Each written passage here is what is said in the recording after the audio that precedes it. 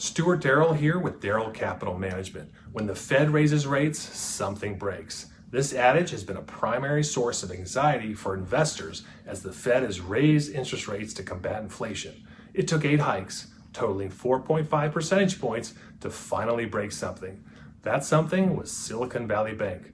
It turned out Silicon Valley Bank differed from most other regional banks in 3 critical ways. First, its deposits were largely from startup tech companies and venture capital firms.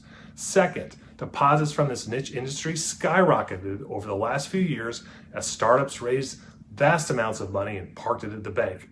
Third, instead of using those deposits to make new loans to consumers and businesses, the bank purchased U.S. Treasury bonds and mortgage-backed securities with long maturities. While long-duration bonds offered attractive yields during the pandemic, these bonds were primed to decline in value as interest rates rose. These 3 characteristics would ultimately lead to the bank's demise. Fast forward to 2023. Tech companies struggled, startups needed their cash, and Silicon Valley Bank experienced a flood of withdrawal requests.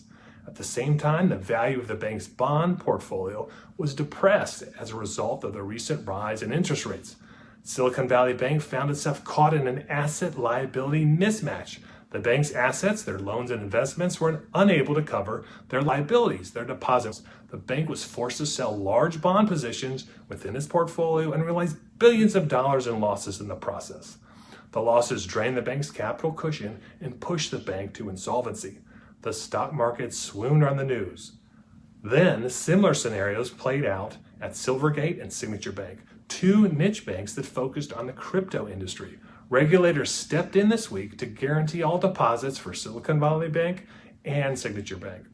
The Fed and Treasury quickly enacted emergency measures, including the Bank Term Funding Program, to restore confidence in the banking system. It's been a volatile week.